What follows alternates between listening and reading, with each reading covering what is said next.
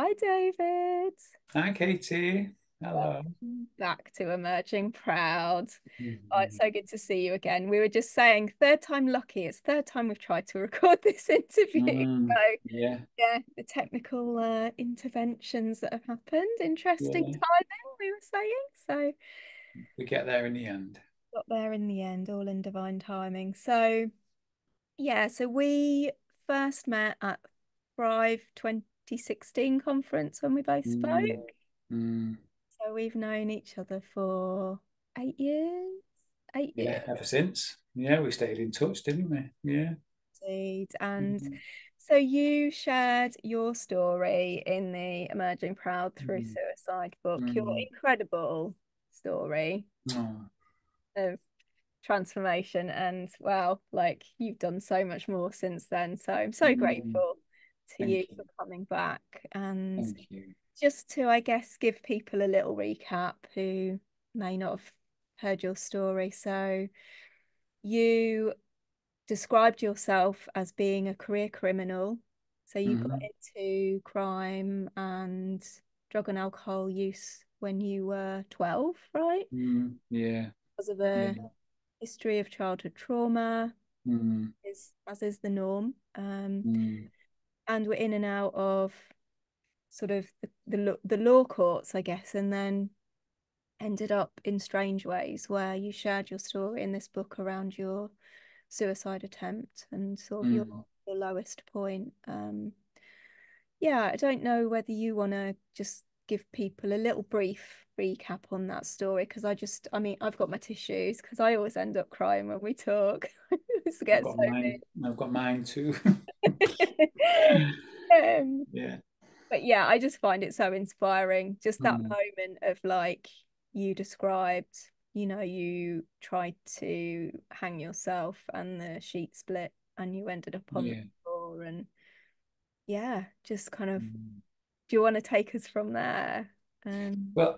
Yeah, thank you, and thank you for the opportunity as well. Thank you for the original opportunity, and thank you for your friendship first and foremost. And Yeah. I've loved our friendship ever since, um, yeah, since we became friends and, on that weekend. And yeah, I really appreciate you involving me and inviting me to be involved in the capacity that you have, um, originally and now again today. So thank you for that. And thank you for your amazing work as well with Emerging Proud and, all the kind of stuff that you do and Well, getting the message out there around this stuff because it's so important. Okay, it's so important because people read a story, don't they, about someone who's committed suicide, or they hear about someone who's committed suicide. And for a lot of people who don't have the experience of people who they lose to suicide or who have suicidal ideation themselves, it's just context, isn't it? It's not kind of lived experience. So thank you for that. well, and you are Yeah. the epitome, David, of emerging proud, to go from where you were then to Mm, what you've done. And mm, the whole point of doing these interviews is to kind of revisit your story and say, you know, what has helped you on your path of transformation, because mm, hopefully that will give people hope that, that life can absolutely transform. mm. Yeah, So yeah, yeah. thank And you. so I suppose just to kind of go back to your question about recap, the experience that you referred to about the Strange Ways, saga, um, was the last time I was in prison, which was in 2000, and I got released, and that was when I went into rehab, and thankfully I've never looked back since in that regard. But the first time that I went into Strange Ways was when I was 14 years old. Um, And it was because of all of that kind of young, feral behavior, that I found myself in Strange Ways at such a young age. And lo and behold, that continued to be the case right up until I was 35. And if it weren't Strange Ways, it was Risley. If it weren't Risley, it was some other prison somewhere in the country. And yeah, so the last um, occasion of being in prison was that example that I talk about in the book, where I had been on remand awaiting sentence. It was a Crown Court um, appearance that I was waiting for. And I, yeah, I just felt hopeless. I felt really kind of alone and scared, and I'd had enough. And that's what brought me to kind of that point of literal hopelessness. And that's why I made the attempt on my life at that time. But there had been two previous attempts to that. One of them was in a police cell, which was doomed to fail from the very kind of start because of the nature of it. But it was still, you know, when I think about the desperation, just in terms of the ligature aspect, the sink was kind of halfway up on the floor, halfway up on the floor, and the police officers had mistakenly left me with tracksuit bottoms on that had a cord in them. And I took the cord out and I tied it around the taps, and I tied it around my neck, and I just sat down on the floor. But as soon as it started to feel uncomfortable and cut into my neck, I got up again. So it didn't bloody work. But it was the mentality, it's the mindset that kind of creates. And then the first time was when I took an overdose of temazepam and paracetamol, just a cocktail of tablets, really. And my intention was to end it. It wasn't a cry for help. I had enough, and I think that's the difference. And that was definitely the case on this occasion in Strange Ways, where I just know I'd had enough. I felt so hopeless. I felt like I was just a burden. I felt like it was I would be doing everybody a favour, my family, my then wife, and of course, yeah, as the universe, as God, as whatever it is people want to call it, would have it. It wasn't my time, and so, but that was the most serious attempt I've ever made, and for the life of me, we were talking about spirit before we started the recording. That the fact that I did survive was completely out of my control, because this time I didn't get down. I was in a position where I couldn't get down. I made it where there was no way this was going to fail, but it failed. And so, yeah, here I am. Here to do what you're doing. Yeah, here I am. And Yeah, you are doing yeah, incredible work. So yes. So yeah. take us from that moment where you were on the floor and kind of what happened then, because it's, yeah, been a whirlwind of you just kind of, I guess, finding yourself, your authentic professional self in the field, Mm, right? And mm, it's, yeah. yeah, just incredible. And I think this is the power, isn't it, of lived experience, of peer support. It's you're supporting guys who are now in a similar position to what you've just Mm, described, yeah, yeah, supporting them through. And yeah. what better person to do it than you, to to walk Mm, alongside them and say, thank I'm you. there, and Yeah, and thank you. too. Yeah, so it failed. I mean, for those who are listening who maybe haven't read the book and don't really know the story, I tried to hang myself in the cell using sheets, not even sheets, it was the mattress cover. The mattress covers on the beds in prisons are made of a material that is inflammable. It's really, really strong. It's yeah, I don't know how they make it so strong, but I'd cut it off the mattress with a razor blade, and I kind of made it into a rope, and I kind of tied it round the bar in the window, and I stood. There wasn't even a chair. There was a two pipes that run right along the length of the wing, which is water, that kind of is the water that comes into the cells for your sink and your toilet, and also it, they turn them on in the winter time, so it kind of comes through as hot water.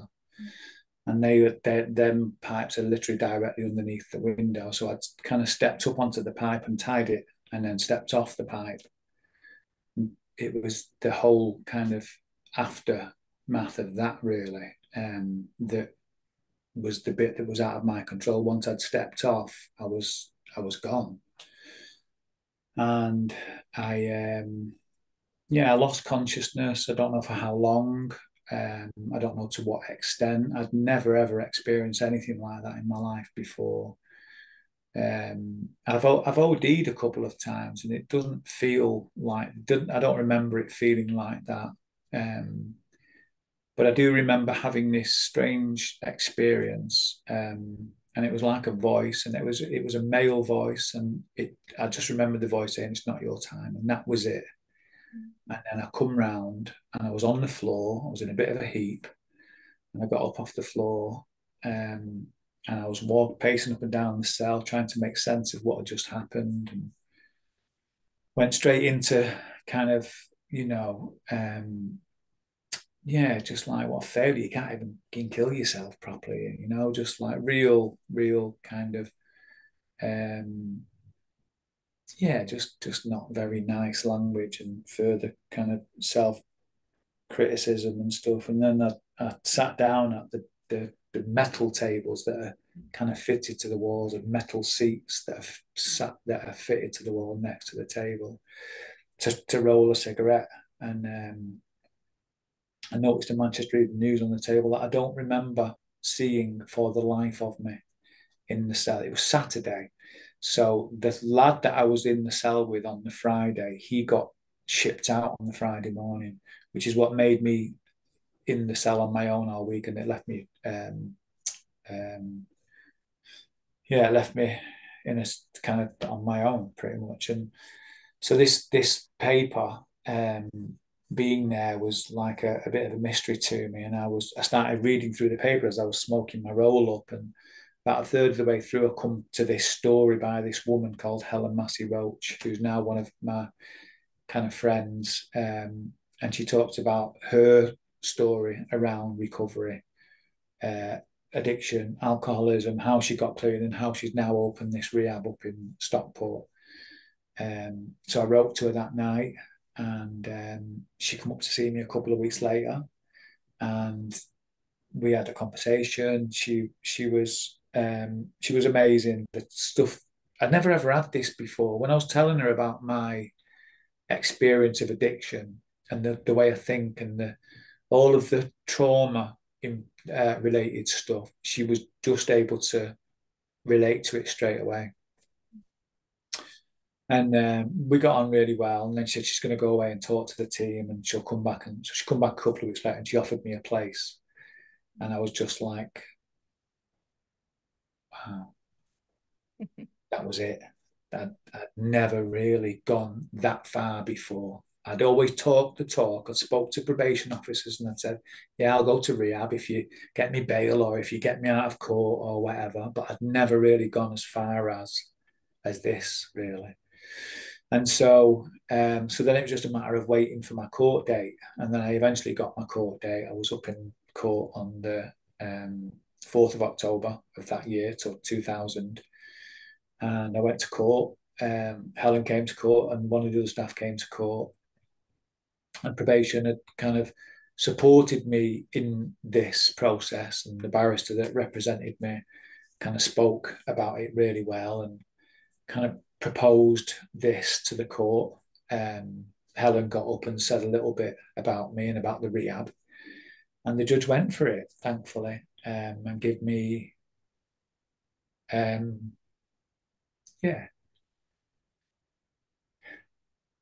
Oh, gave me a deferred sentence, on the grounds that I go to the rehab, and I kind of do my thing, and I come back in 6 months' time. And lo and behold, I don't know if I've mentioned this to you. Oh no, so that was the 3rd of October, actually.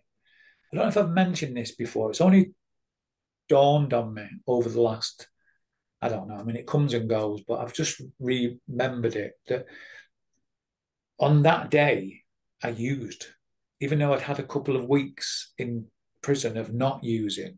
I got a little bit got a little bit of a name for myself in the prison because they all started calling me a Bible basher and saying that I've fucking something's happened to me, I've lost it, I'm not using no more, I weren't running around the landing like I used to and trying to, get drugs. I just decided I'd had enough. But on this day when I went to court and the judge eventually gave me bail, they took me to my home address where I lived with my wife, and we had an argument at the door. So I ended up running off because I thought, this is all, I'm doing it for this. Mm, I went and used that night. I was sat in a crack house in Moss Side, smashed out of my face. I'd just been given this opportunity, mm, and I knew that it was, I was kind of, I was pretty much on the way back to jail if I didn't do something about it. So I woke up the very next morning, the 4th of October, and I walked from the place that I'd been using, this crack house in Moss Side, I walked all the way to Stockport. Now, I know that you won't know that kind of distance geographically, but it's a good 7, 8 miles. It was pissing down rain. It was a Thursday morning. And yeah, I remember it really clearly. And I got to the doors and I got there before any staff got there. I got there about 8:30 in the morning and I sat on the doorstep mm. in the pissing down rain, feeling like a drowned rat. And when they eventually came, they thought they didn't know who I was, the staff. It wasn't until Helen got there that they realised who I was. But this woman who came to open up thought that I was just a beggar or something. And I told her who I was. And thankfully, she let me in. I sat on the sofa in reception and she made me a cup of tea.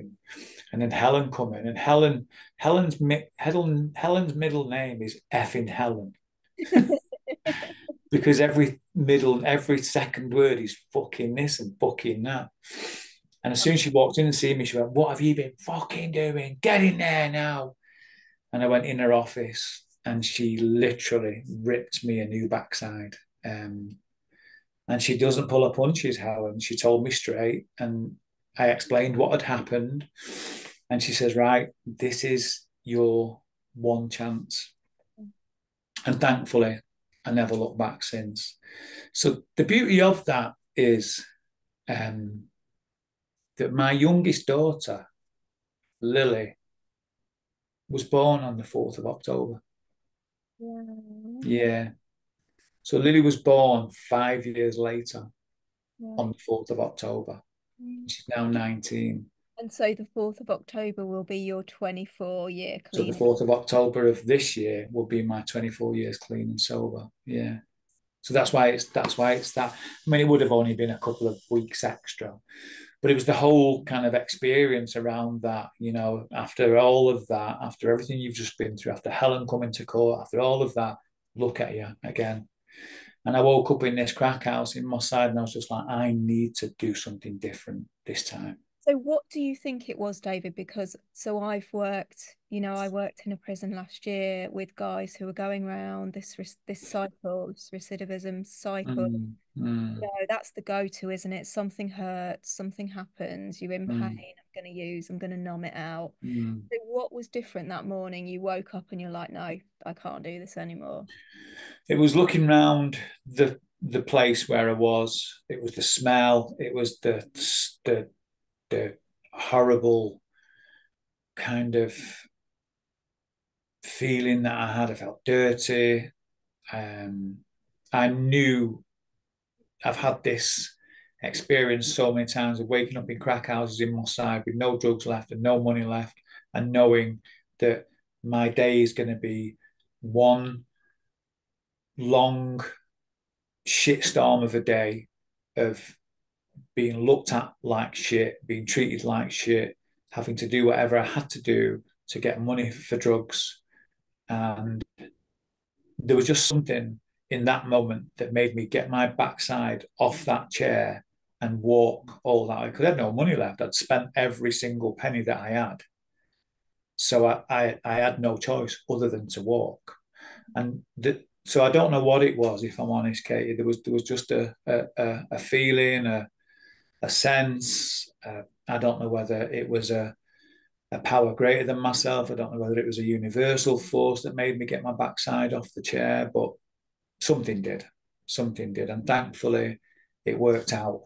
Um, It did indeed. yeah, So, yeah, okay. So you have yeah. So gone. I ended up staying there that day, and I kind of got introduced to group, and it weren't an easy day because people could tell that I'd used. My eyes were still glassy from the night before, and I just owned it. I just explained to everyone in group what I'd done, and they were all really kind of lovely and really kind of welcoming. And thankfully, that's the last time I used, 3rd of October 2000. And from that day, I just kind of rolled my sleeves up, and I got stuck into the work that I'd never done anything like this before. I'd never done groups. I'd never done, I'd had conversations with drug workers, and I'd had conversations with wing staff, and I'd had conversations with probation officers, but I'd never had any conversations.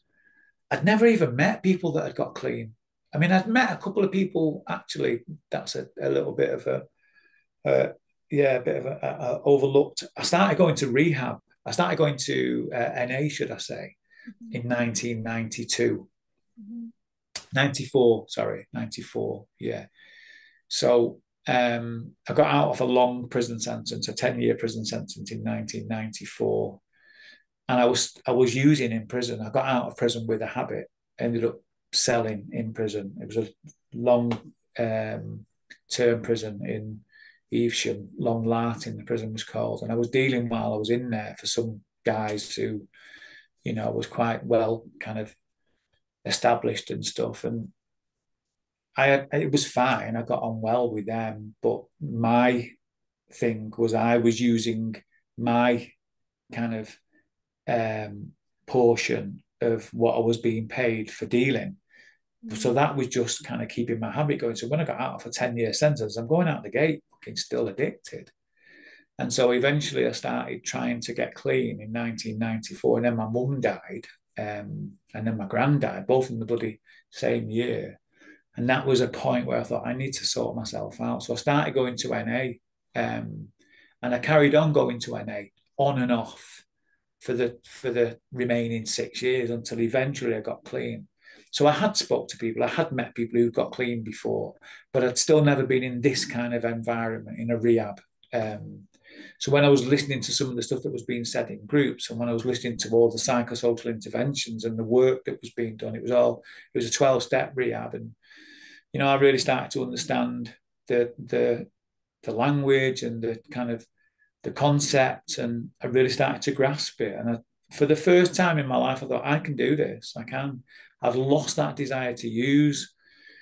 That had been lifted, and I wasn't ducking and diving. I had no kind of intentions whatsoever. I just had this real strong sense that I can do this. mhm, And thankfully I did. And so I stayed for the whole of the 6 months primary treatment. I went every single day, went to NA meetings and AA meetings in the night time, and carried on doing that for 6 months. And then I finished primary treatment and then went back to aftercare on a Thursday all day. And then on a Saturday morning, carried on doing that for a further 3 months. So in total 9 months. And then I went back and started doing a day a week for them, voluntary work. So I was doing admin stuff. I was doing bits of group stuff. I was doing this. I got offered the opportunity to lead on what was called Outward Bound. So it was a group arrangement where I took people out for the day, and it gave the counselling team the freedom to have their clinical team meeting. So there was no clients on site all day, and I loved that. And then I kind of carried on doing stuff like that. And then I got a job with a friend of mine who was a private landlord. He used to just buy and sell houses. He used to flip them and kind of do them up. He'd buy a house, a little bit run down, he'd do it up. he'd sell it. So he gave me some cash in hand work. I worked with him for about 2 years. And then Acorn got their first house. They decided that they were going to start off with a man's house as a recovery house project for men coming out of prison. And Helen, in her wisdom, decided I was the man for the job. So I was the first support worker to work in Acorn House. And my line manager was one of my friends, a lady called Sue. And she was a social worker, and she'd done loads of stuff around recovery. And they put her in post as manager, and we recruited a team. And I worked there for the next 10 years. 10 years. I started working in 2001 as a support worker. And then I made my way up from support worker to deputy manager, then manager, and then worked in that role for a good few years, developed the community, got more houses, kind of did loads of work around developing the organisation, expanding the organisation, then got promoted to head of services for all of the houses in around about As you do. 2009. Yeah, and just kind of I never that um it wasn't my plan that okay. I never even wanted to work in rehabs. I never even wanted to work in the field. That's I the didn't. When universe, people though, used to isn't it? say to me, "You're doing your counselling course, are you doing your this, are you doing your that?" I'd be like, "Nah, I don't want my life to revolve around recovery. I want to go to meetings and I want my life to be separate." So it just kind of organically happened, And really. that's the best Of way, isn't it? In course, yeah. being authentically yourself. And that's what people need. And you end up what you've managed like a 70-bed rehab unit Mm, across the mm, county. And like yeah, it's incredible, David. Just yeah. incredible. Yeah. That was that place. So by the time I left, we had 70 beds with kind of in different areas of Greater Manchester. We had houses in various areas, and in total there was about 70 beds. And I left there in 2011. Had a little bit of a fallout with the senior management, and just decided that it wasn't kind of for me no more. So I went and worked with my brother in alcohol wholesale. Yeah, just because I wanted something to do, something to get up for in the morning, go to work. But that didn't sit right with me. I just didn't. I felt like I was part of the problem rather than part of the solution. I felt like it was the last thing on earth that I should be doing. And then thankfully, Lifeline, bless them, and Ian Wardle, bless him too. He contacted me, headhunted me to come and so apparently, well, not apparently, Lifeline won the Manchester contract in around about 2012 with CGL. And People. um, Yeah. yeah, so Ian asked me to come and head up the recovery part of their part of the contract, which I did. I didn't stay with them for long though, because I liked one of my friends, my best friend Peter Sheath, who I know you know, was one of the clinical leads in CGL. It was called CRI, and he offered me the opportunity to come and join CRI. So I joined CRI and stayed with them for a few years, and then spoke to just all of the kind of networks, and the work that I was doing just afforded me loads of amazing opportunities. And just in conversation with Mark Gilman one day, who was the regional lead for the NTA, then the National Treatment Agency, just dropped into a conversation. Public Health England, NHS England, I've got a load of money available. If you can come up with an idea for a through the gate program, we can put a kind of business plan together and blah blah. So I approached a couple of people that I knew were kind of business savvy, and we then set up Emerging Futures, which again has gone on to do amazing. They've got loads of contracts around, predominantly around the northwest, in partnership with CGL, and that's still going really well. and then I left them. David, at what point, I know at what point, because you've consulted with government too, right? On strategy. Yeah, so it was when I was in that role with Emerging Futures, and it was Peter ultimately, because Peter was part of he was involved with the NICE Oh, yeah. stuff there, so the National Institute of Clinical Excellence, and Peter was it was a lot of it was just because of people I knew. If I'm honest, none of Always. it was. Yeah, well, I mean, it still happened. It still happened, and I remember one day being sat in this big bloody room in the Houses of Parliament, um, just like my wife came with me. We had a day out in London, and there was a load of us that went down there. Fallen Angels went down there. There was a couple of other people from the UK.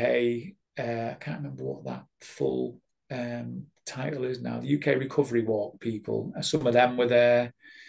It was around the time of the Addiction book. So the other book that I've played, kind of done a story in, it's called Recovery Stories, and it was a book that Addiction commissioned and developed, and we went to Houses of Parliament as a result, as part of the book, as part of the launch of the book, and Mitch Winehouse was there, so I met Amy's dad, and that was lovely. And yeah, so there was a panel of politicians, and there was myself and Mitch and a couple of other people, and they asked us questions about recovery and recovery community and desistance and recidivism and everything. And it felt like a real kind of privilege. Yeah, so there was that.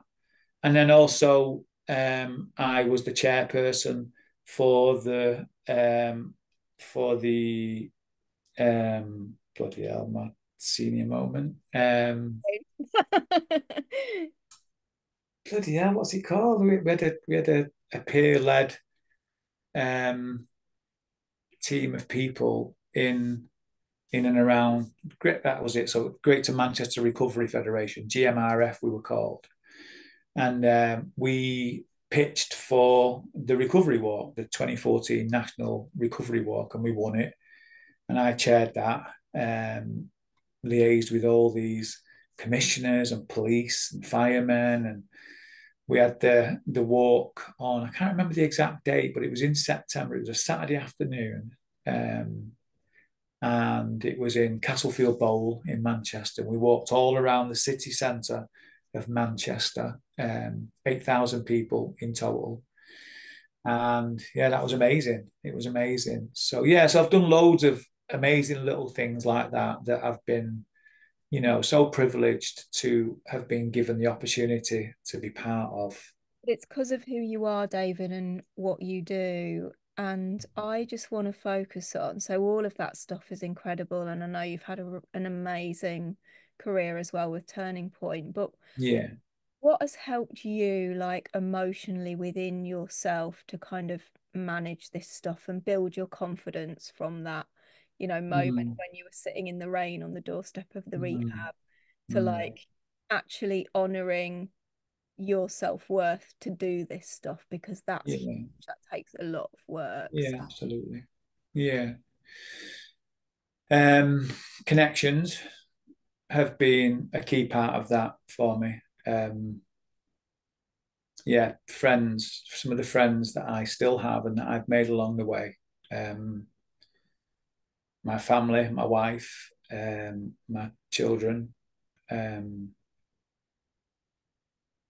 yeah,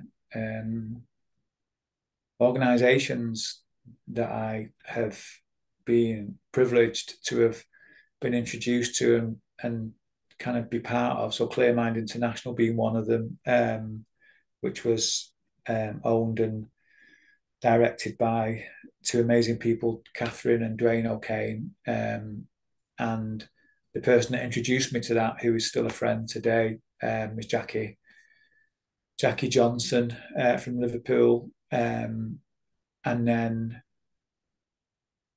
a band of brothers has been a huge part of that as well. I got introduced to a band of brothers in 2014. A band of brothers is So Clearman International is a personal development psychodynamic organization that's now ceased to function. Unfortunately, it kind of closed down this year. Just it's not recovered really from lockdown and from all the stuff around that.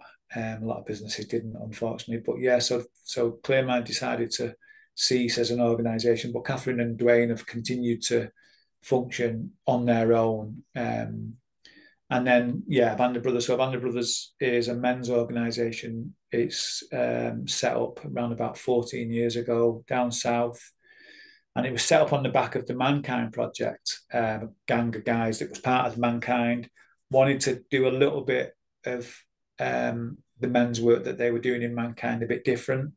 So Mankind is about, you know, kind of looking at your masculinity and looking at all of the archetypes and looking at all of your kind of stuff around being a man in the world. But it didn't go any further than that. It's about men turning up each week and kind of doing men's work together.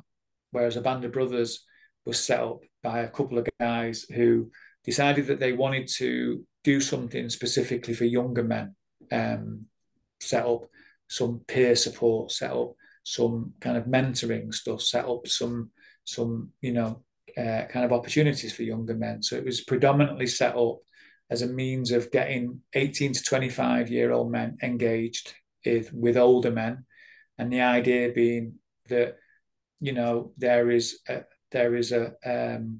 plethora of older men like these men who have great experience of what it was like to grow up without healthy male role models in their life, and who've come through the system, who've come through gangs, who've come through, you know, the kind of criminal justice system and stuff, and addiction.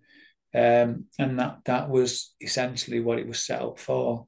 So I did my first weekend in 2014, and it was one of the most powerful experiences of my entire life.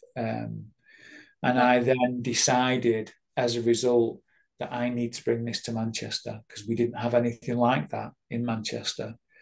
So I set up getting it established here in Manchester. And it's been a real slog. There's men come and there's men gone, and it's kind of nearly folded several times. But now I'm very thankful and grateful. Mm. And it's so That challenging. we have such an amazing. Sorry to interrupt you, Katie, but just that we have such an amazing community of men now who are part of the Manchester Band of Brothers community that are doing the work. We met last night. We had an amazing circle last night. We're planning a weekend. We've got a weekend on the 18th of October. We've got 6 young men coming to the weekend, and they're going to have a weekend of rites of passage and a weekend of initiation ceremonies, and Amazing. you know, so Interrupted. yeah, so it's been all that, Katie, in answer to your question about the emotion. And then obviously therapy. I've had some great therapists along the way, and you know, NA and 12-step stuff. I did a lot of 12-step work in the early days of my recovery. But the Clear Mind stuff and the Abanda Brothers stuff, and then some of my immediate network have been the people who've helped me to become emotionally intelligent, who've helped me to become accountable, who've helped me to take responsibility for the mistakes I make, and to make up for the mistakes I make, and to mean I'm sorry when I say I'm sorry, and not only say I'm sorry, but to put the action in to prove I'm sorry. And that's become a huge part of that. You know, it's yeah, This is yeah, what I love and respect about you, David, is, I know you've spoken to me quite a lot about the work of the Band of Brothers, and it just sounds amazing. I mm, think, because you've described it as like reframing masculinity. So mm, almost like mm, dismantling this societal idea of what it means to be a masculine man, yeah, yeah, because you are so emotionally intelligent and reflective. And I know now you're an integrative coach, right? You're an mm, integrative therapist yeah, yourself. And it's, Yeah. yeah, just what you offer men around that transition of kind of helping them lose their facades and be vulnerable Mm. is why I feel connection with you, because it's that safety for me as well, when it's like we can connect without, Yeah. at that level where Yeah. I both own our stuff. And Yeah. oh, it's just, Yeah. yeah, that's Thank like you. nectar for me, those connections. So I'm Yeah. to your friendship. Yeah. Yeah. It's really nice to hear you say that, Katie. Thank you. It's been a really big part of the changes I've made in my life, that because I used to be a little bit of a yeah, I used to be a little bit of a flirt back in the day, and I'd kind of jump in and out of relationships, and I'd kind of, yeah, I didn't know how to maintain a relationship. I didn't know how to be in a relationship, and I'd go from one to the other, and and when I um, separated from my last partner, who's the mother of my two youngest daughters, I took some time out, and I did a load of work. And that was 15, 16, 17 years ago now, when we split up. And I decided to take time out to stay single, to look within and to stop acting out. And I did a year. I didn't even put a timeline on it. I just said I need to just do some work. And I changed all of my behaviors. I stopped flirting. I stopped exchanging numbers with women. I stopped kind of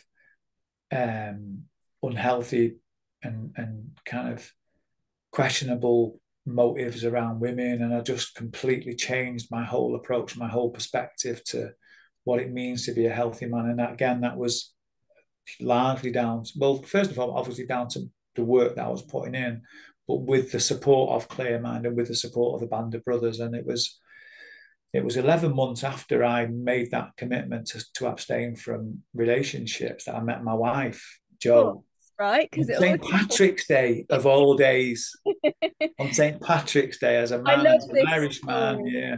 I love this story, and that's what you always talk about Joe, your wife. You always talk about how much you love Joe and how you met, like when you weren't looking, and Mm. all of that. Like Yeah, I weren't the old looking, and cliche. and we met in a kind of way that would normally have been completely against my kind of discipline, because there was two places in all of the time when I used to be that kind of guy where I would never cross that line. One of them was my gym, because my gym was my safe place, and it was the place I used to go every morning. I didn't want to shit on my own doorstep.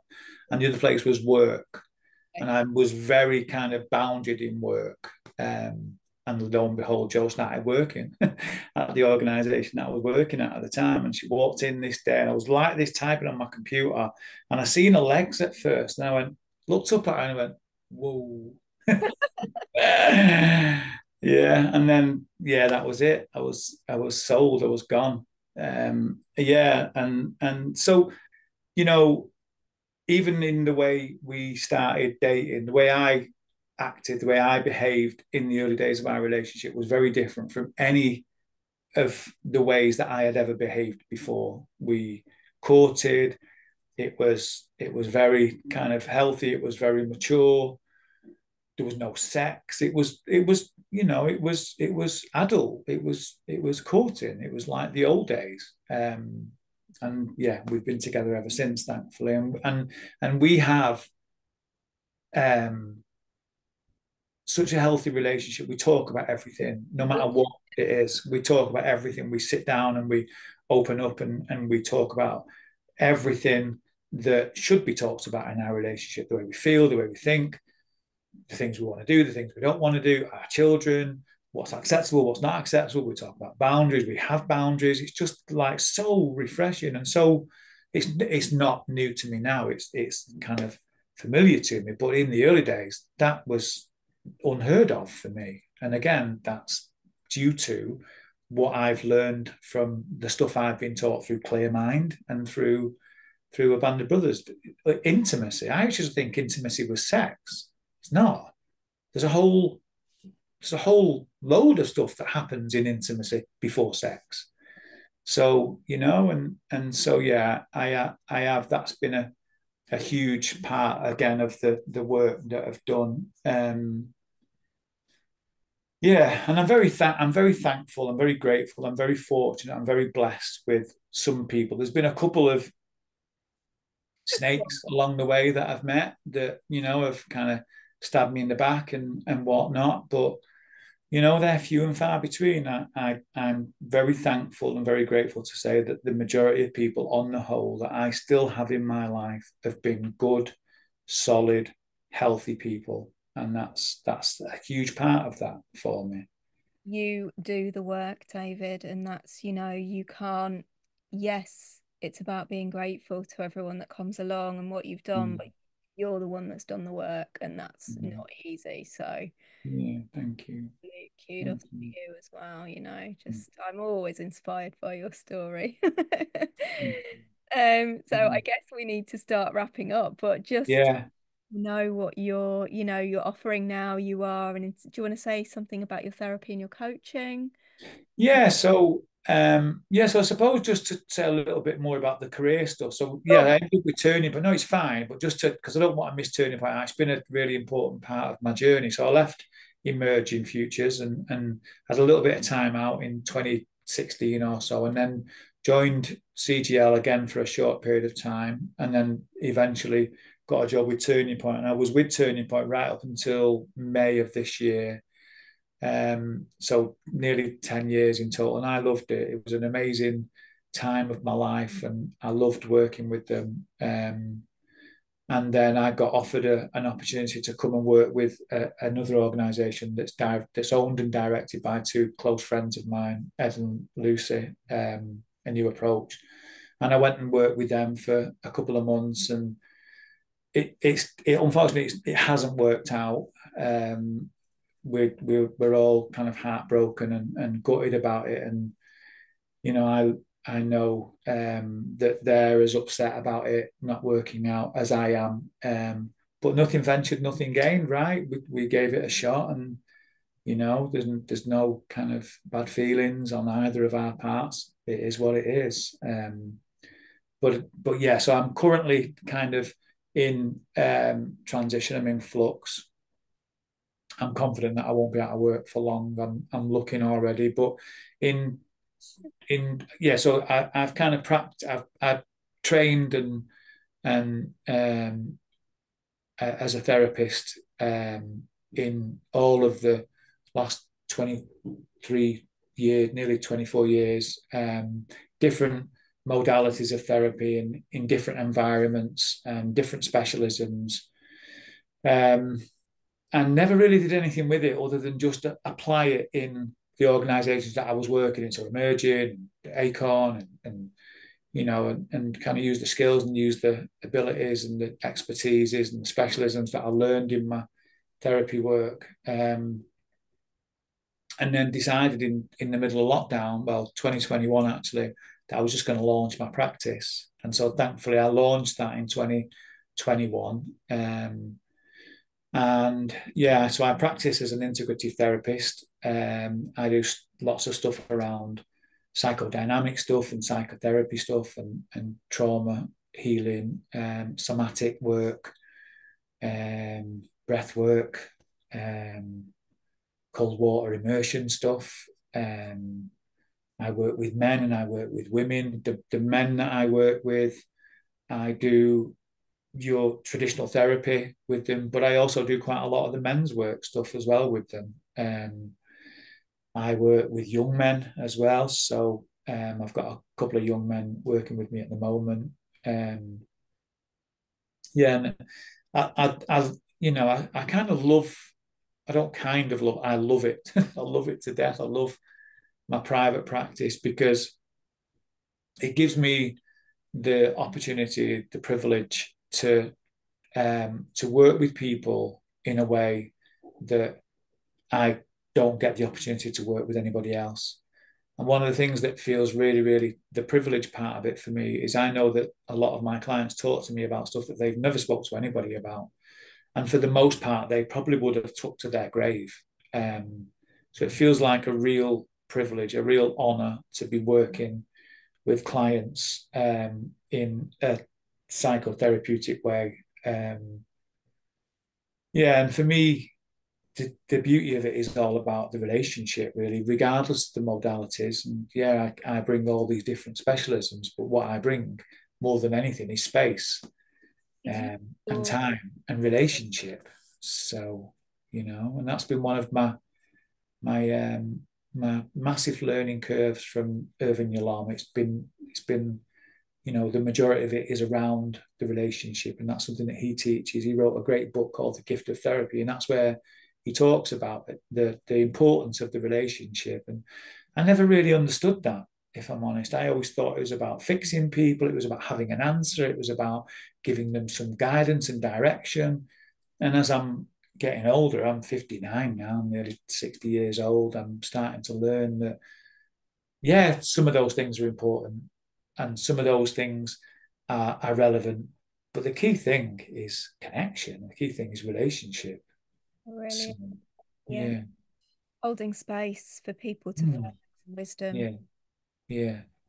So, Yeah. thank you so much, David. Mm. And it's, yeah, You. I'm sure it's a privilege for your, and I'm not surprised to hear that people are opening up, around things that they never have before because that's Mm. the space you hold. And yeah, Mm. it's a privilege to call you a friend. And yeah, an honor to watch your journey. Just Mm. yeah, you are an inspiration, to go from where you were to what you've done and what you're doing is and what I'm sure you'll go on to do. Mm. Incredible. Thank you. And ditto to that. And I suppose it's just landed as well. I've just kind of realised that although I've talked about the successes and the achievements and the differences between those experiences of suicidal ideation and attempts even that we've talked about, I've not thought to mention, even though there's been lots of beautiful context and conversation that we've had in the time that we've been together in this session, but it's not been a bed of roses. Okay, there's been times, and there still are days where I don't fucking want to be here. I struggle with life. I struggle with feelings. I struggle. I believe I'm a highly sensitive person. I struggle with some of the material, some of the energy, some of the feelings that I have to live with every single day. And there are days when I think, I don't want to be here. And it's not so much a case of not wanting to end my life, thankfully, today. It's just that I don't want to feel whatever it is that I'm feeling. But my go to in order to stop feeling those feelings are either drugs Mhm, or alcohol mhm, or some other kind of addictive mhm. behavior or suicide. Yeah. And, you know, as much as all of those options are still open to me, I'm an adult, I've got capacity, I can do what I choose. Thankfully, I work through it when it crops up and I try to see the positive and I try to do something different. I might ring a friend or I might read Thought something, I on might it. listen to something or, yeah, to try and bring me out of it. But there are days when it's a real struggle to bring myself out of it. Thank And you. that was one of the things that Joe was worried about when I left this job that I've left, that she doesn't want me with too much time on my hands because I'm not good with too much time on my hands. So yeah. Yeah, I really hear you, David, and thank you for sharing that because I think that's really important actually. So I'm glad you brought it in because it's a Mm, roller coaster, isn't it? mm. Recovery is not it's not a linear trajectory. It's No, an absolute roller no, coaster.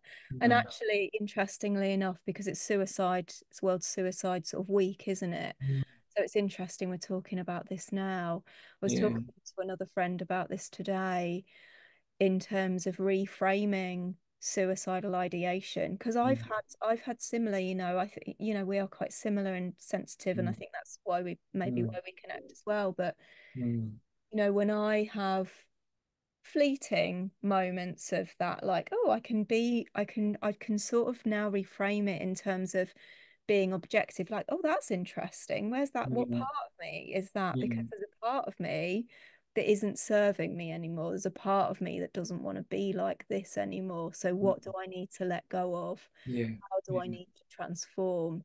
And that's how I kind of almost see it as a blessing now. It's like, okay, I've outgrown something else. Yeah. Yeah. I need Yeah. to like, oh, just adjust my path because maybe I'm just a bit off trajectory, you know? Mm, So mm, yeah. yeah. And I think, because it's so, people panic, don't they, when you mention the word suicide or Mm, suicidal feelings, and actually we've just created this massive sort of panic around that narrative. And yeah. if it's Yeah. recast, it's like, what's the Yeah. opportunity in And I this? mean, again, just trying to be really careful about what people might hear and what people might interpret out of what I say, especially when I think about my kind of day-to-day jobs in some of the national organisations. But there's a part. I mean, I work with people today, just the same as you do, that talk about suicide, that talk about not wanting to be here, that have plans, that we have safety plans and stuff. And I don't get alarmed when they're talking to me about that. I don't. It doesn't frighten me. I don't get scared. I want them to know that they can bring that here. Because if they don't bring it here, where did they take it? Mm, You exactly. know? And that's why people do, because if you're not responding with fear or Yeah, disgust or yeah, we need to do something about it, it's like, yeah, okay, let's explore that. Then yeah, that's a safety, isn't it? yeah, absolutely. Yeah, and when I think about one of my clients, particularly that mentioned it, I kind of thought he mentioned it for effect at first, and he didn't. As we kind of worked through it, and the more and more we talked about it, what came to light was every time he said that in any organization, in any environment before, even with his family, there's a big flurry of activity. I'm going to ring the police. I'll ring the ambulance. I'll ring Samaritans. And I was just like, okay, Yeah. okay. So how can I support you with that? What does that And mean? he went, what? Mm. It was just like absolutely gobsmacked. And we still work together, and he's still here. And thankfully, there have been no attempts.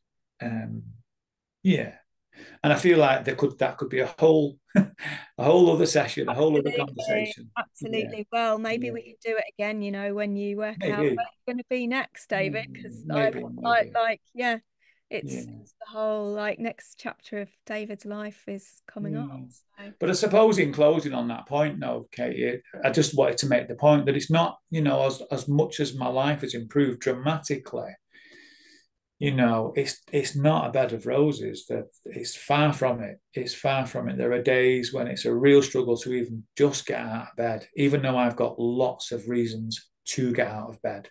mhm. So I'm very thankful. The I'm world very grateful. is, isn't it? So, it would be wrong for us to be skipping through a bed of roses and not Mm.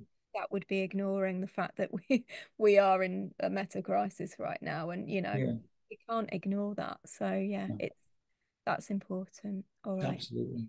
Yeah, Beautiful. Thank you thank for you. being with us again, David. And just Thank you. so Yeah, much gratitude thank to you. you. And yeah, it's not your time. You've got work to do. No, no, not yet. Thank you. All right. We'll see you. Bye, bye, bye, bye.